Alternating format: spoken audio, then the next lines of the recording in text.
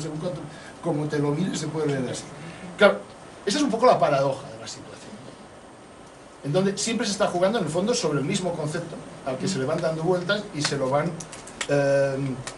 dando distintas lecturas que pueden ser absolutamente contradictorias, pero son contradictorias precisamente porque hay un fundamentalismo, hay una serie de dogmas de fe que no pueden cuestionarse, porque entonces teóricamente están apoyados por las revistas de impacto y por cosas de este estilo.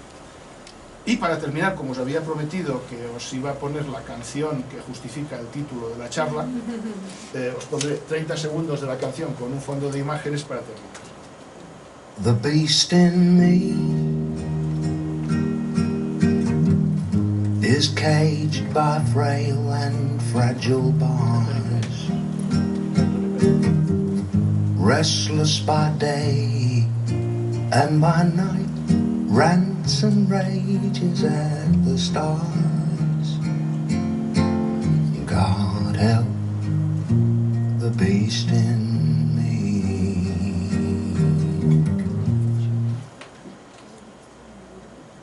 Muchas gracias.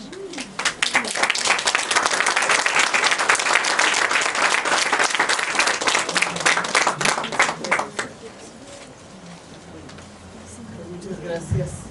Entonces ahora abriríamos una ronda de preguntas y respuestas para poder enriquecer esta presentación tan interesante.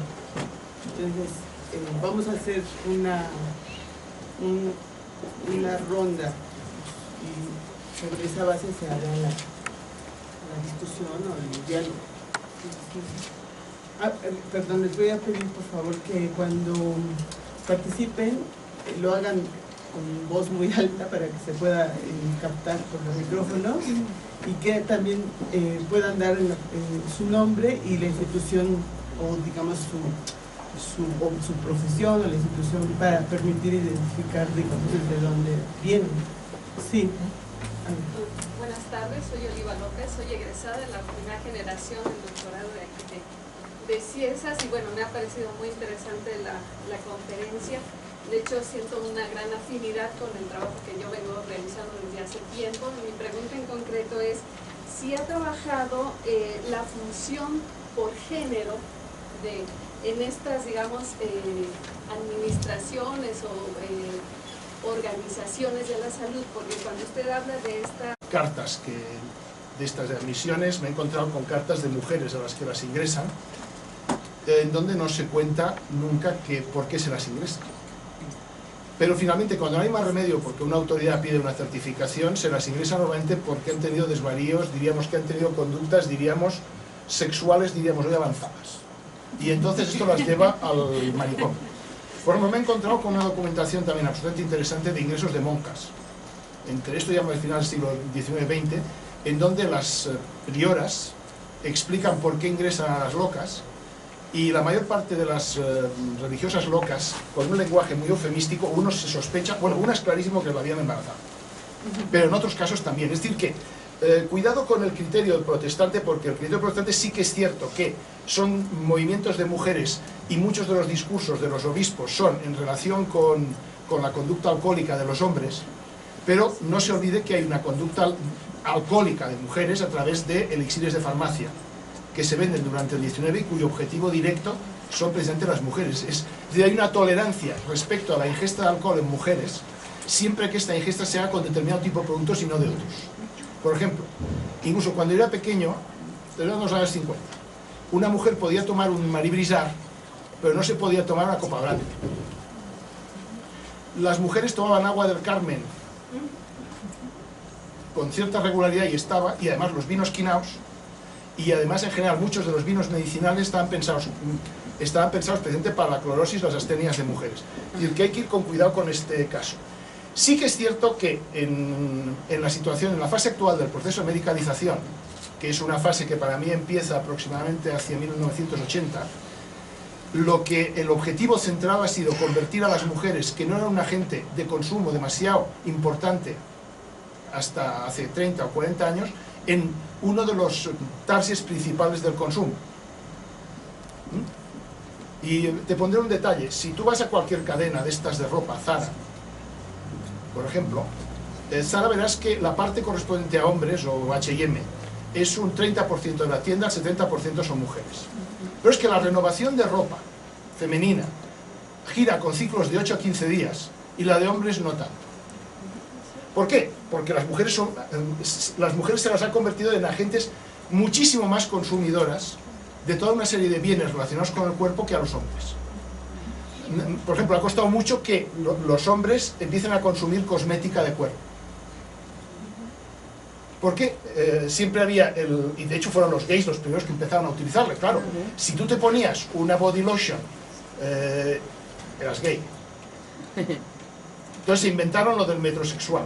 Es decir, que cuidado con las temperancias, porque la temperancia se ha movido por territorios muy procelosos. Y hay que distinguir también según clases sociales.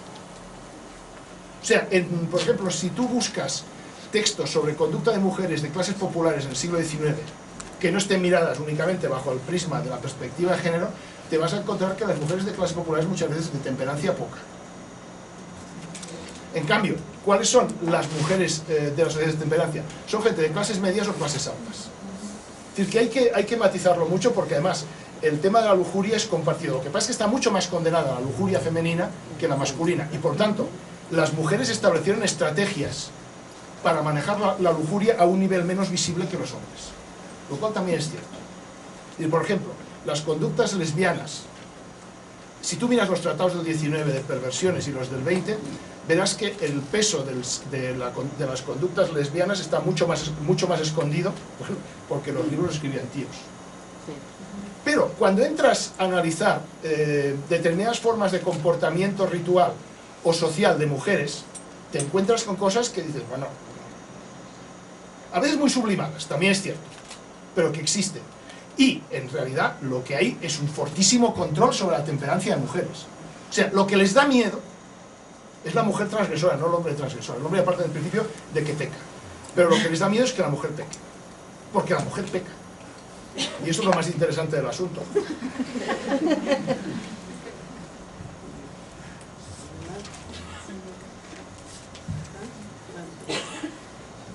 A mí, el artículo del CIESAS, a mí lo que me llamó la atención es lo ambiguo de la realidad que examinas. Nos refieres a muchas así, a elementos así binarios, ¿no? De explicación, de ubicación, ¿no? Latino, anglosajón, protestante, católico, escolástico, hipocrático, etc. Y lo que llama la atención es que no es así.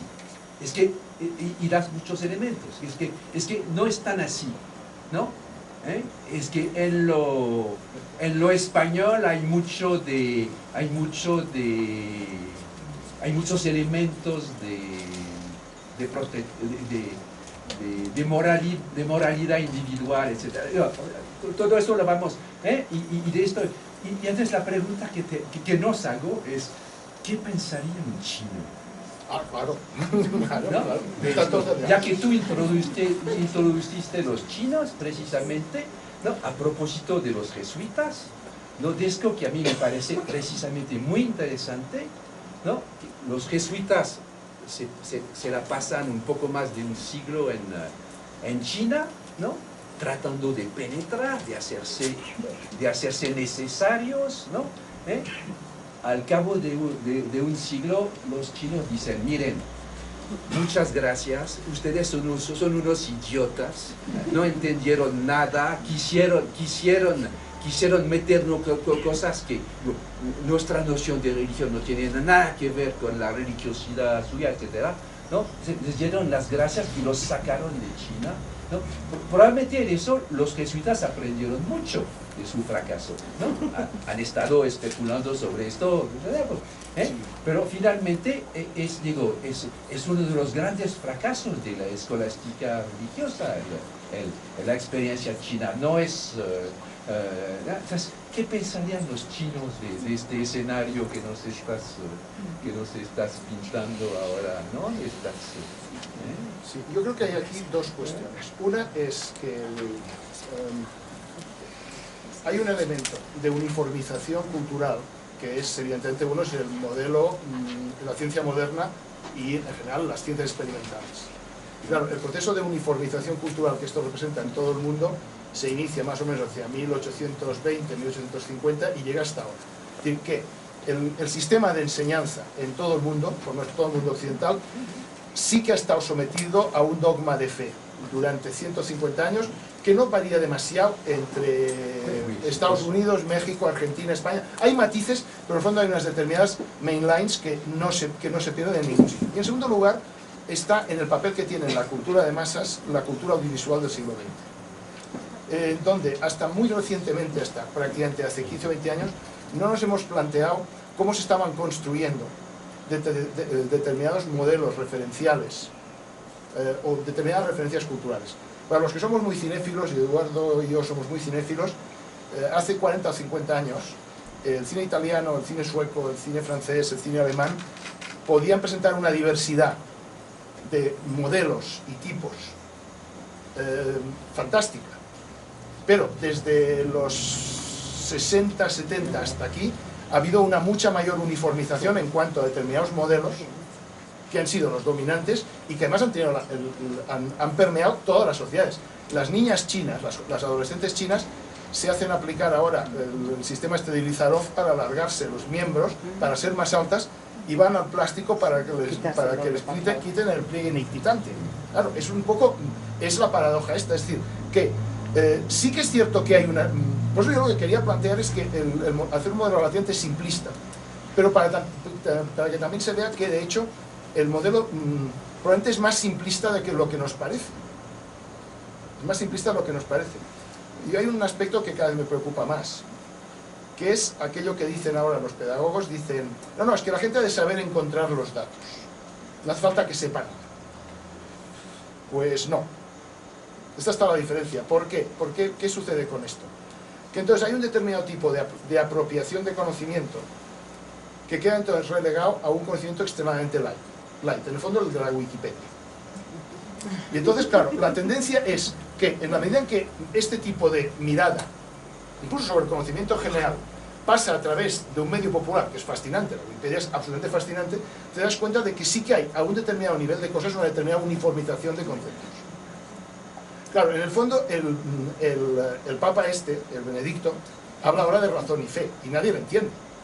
Porque este debate es un debate de la época del siglo XV. Ya no importa. Pero además a nadie le interesa. Claro, nadie le interesa, pero claro, como este hombre es un académico, y ya piensa como un académico de hace 40 años, pues tiene 83, pues abre un debate que dice, bueno, sí, un debate que en los años 40 cualquier estudiante de bachillerato mexicano lo podía entender. Pero es que ahora no hay ningún estudiante que sepa ni siquiera qué es la escolástica. Ahora, sí que saben cuáles son los modelos canónicos que utilizan los medios de comunicación social. O Internet. Claro, Internet tiene una enorme diversidad. Y permite una enorme diversidad. Pero determinadas cuestiones, que en el fondo son las más normativizadas, son las que son. Claro, la Declaración Universal, en el fondo el derecho, la Declaración Universal de Derechos Humanos y cosas de este tipo, ¿qué han hecho? Han efectuado una homogeneización y una universalización de principios dentro de esta línea. Claro, plantean debates enormes. ¿Por qué? Claro, ¿con qué topan esos debates? Con lo que decía Hipócrates, con que la realidad concreta es extremadamente variada. Claro, y entonces resulta que este debate local no tiene manera nunca de articularse bien con el debate general, porque el debate general llega a unos niveles de tal simplificación, en el sentido de que el nivel de conocimiento medio de la población es que tampoco permite ir a más. Porque simplemente la gente no lo entiende.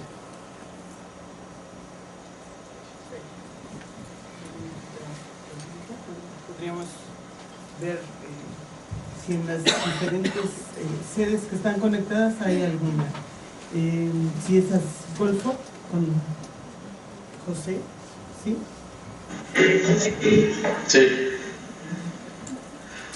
Sí, tengo una observación a nivel del registro teórico de la lectura del exceso.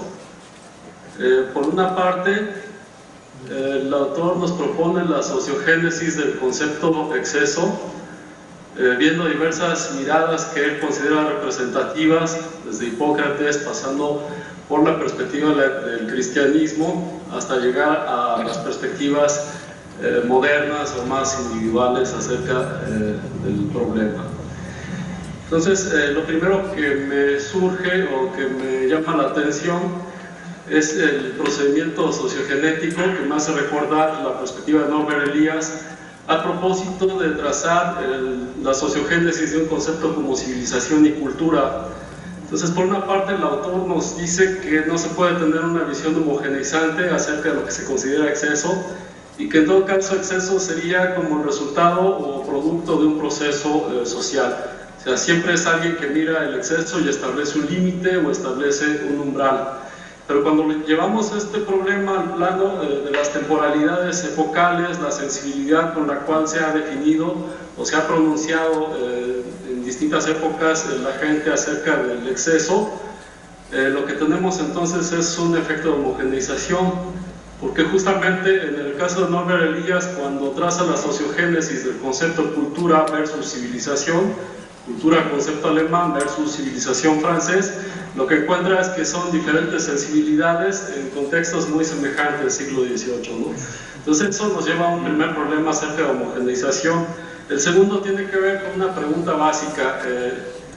Entiendo la preocupación del autor por reivindicar el relativismo de Hipócrates, a tratar de mostrarnos que es más importante derivar un modelo de un contexto a imponer o hipostasiar un modelo diagnóstico en el caso de obesidad. Entonces mi pregunta sería un poco provocando la reacción del autor en torno a su concepción de relativismo, si obesidad es un hecho o es una interpretación. La obesidad en realidad no es ni un hecho ni una interpretación. Es que no, es que ¿dónde está el límite de la obesidad? Yo, por ejemplo, a mí probablemente en este momento me acusarían de sobrepeso, porque peso en 88 kilos y mido 1,75 m. Pero yo supongo que vamos, yo me puedo poner de pie y no estoy muy gordo. Entonces, es un poco la paradoja. Entonces, si tomamos los modelos tú mismo, a ver, es que la obesidad es un signo patológico, o sea, es un signo que identifica patología solo en un 4% de los casos que los médicos dictaminan como obeso. El 96% de los médicos consideran la obesidad esencial. Esencial es una palabra preciosa. Ellos dicen así: obesidad esencial e hipertensión esencial. ¿Qué quiere decir? Que no sabemos la causa, pero que en el fondo tampoco podemos poner el límite. Porque obesidad y delgadez son conceptos absolutamente relativos. Los constitucionalistas de principios del siglo XX, Kretschmer, por ejemplo, que definía el tipo asténico, el tipo pícnico y el tipo atlético. Él no pensaba en esto en forma de excesos corporales, sino simplemente intentaba identificar tipologías de normalidad. Lo cual para mí era una cosa bastante razonable. Es decir, decía, bueno, hay un porcentaje relativamente alto de personas que tienen un tipo asténico, que es esta gente muy delgadita, los que tienen un tipo atlético pues están un poco más cachas, y los pícnicos, que son las personas que están un poquito más redonditas, pero que no son anormales ni están enfermas. Pero es que hoy en día se está diciendo que el obeso es un enfermo y que la obesidad es una epidemia.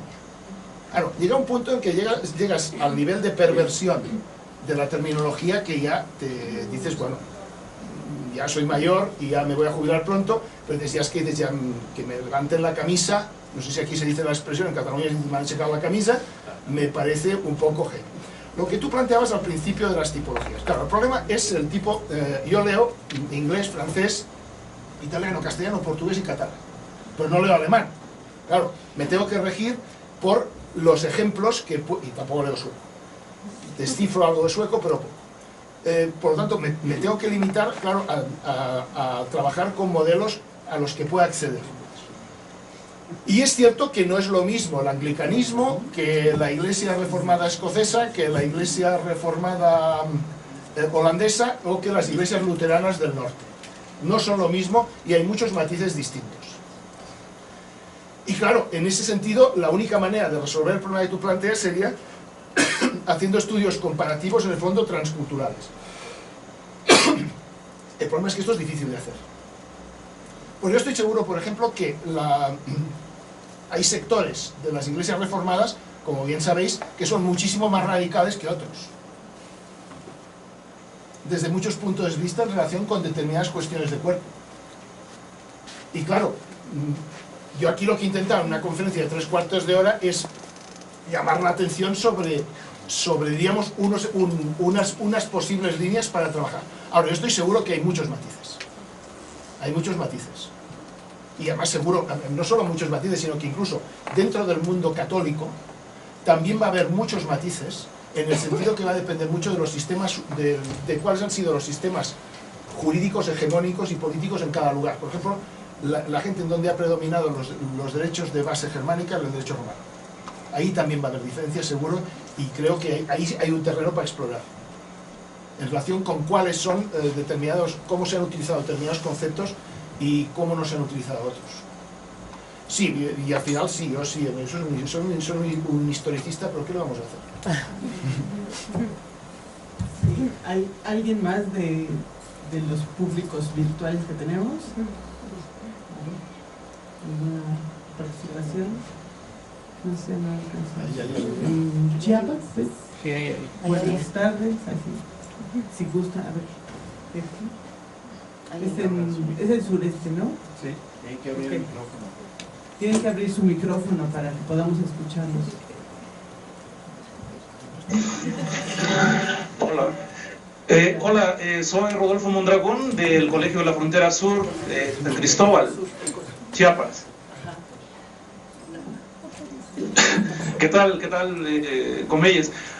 Bueno, yo lo que, digamos que la duda que quiero comentar, o que quiero plantear, es saber si se podría establecer alguna relación de, yo no sé si de continuidad o resignificación del término, entre la noción de exceso que nos has comentado con el concepto actual de estilos de vida, sobre todo a partir de esta relación entre individualismo y colectividad.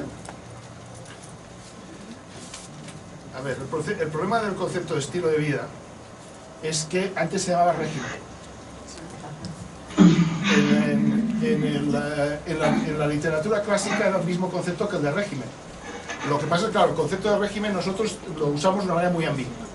El régimen para nosotros, hacer una dieta, a veces sinónimo de hacer una dieta, es sinónimo del régimen franquista o del régimen priista, como queráis, pero diríamos que el concepto, cuando se aplica a modos de vida, la palabra régimen ahora no se puede utilizar. Entonces se ha buscado el de estilo de vida. Es un poco como lo de desviación que también comentaba antes. Es un invento. Si miras textos médicos de la primera mitad del siglo XX, todos los médicos manejan el concepto de régimen, pero ya lo manejan como una categoría puramente terapéutica. O sea, ya no lo manejan como un concepto de estilo de vida. Y después, para mí, creo que Eduardo ha escrito páginas memorables sobre el concepto de estilo de vida es un concepto que forma parte de este proceso de individualización. Y yo muchas veces, la mayor parte de las veces no me lo creo. Y menos cuando se hace un análisis tipológico o se intenta hacer un análisis clasificatorio de estilo de vida, que es lo que necesitan los médicos y en general los investigadores, los sociólogos, para poder poner ítems en los cuestionarios. Claro, va en absoluta contradicción con la concepción que tiene del estilo de vida Hipócrates, que es una concepción muy global y muy etnográfica. Y yo creo que aquí detrás hay un debate entre las aproximaciones etnográficas, las aproximaciones clínicas y las aproximaciones que podríamos llamar actuales estadísticas o cuantitativas. Y creo que lo que hay que recuperar es la perspectiva y la noción etnográfica con que los antiguos podían contemplar el estilo de vida, que siempre era global, y no quedarnos limitados a la concepción actual, diríamos, de simplemente una cosa que puede identificarse con unos cuantos ítems y que pueda servir después para construir un determinado cuestionario. A mí el concepto de estilo de vida yo no lo uso nunca y a mí no me gusta nada. O sea, me parece una cosa bastante espantosa. Pero bueno, y saludos porque esto de la videoconferencia es fantástico. Por ahí veo a Jesús Aro pequeñito, a ti, bueno, es genial esto. ¿Alguien más de Chiapas que quisiera participar? ¿No? ¿Nadie? ¿De las otras sedes? No. Ahí hay la mano. Aro, a ver quién. No veo. Por favor, levante la mano.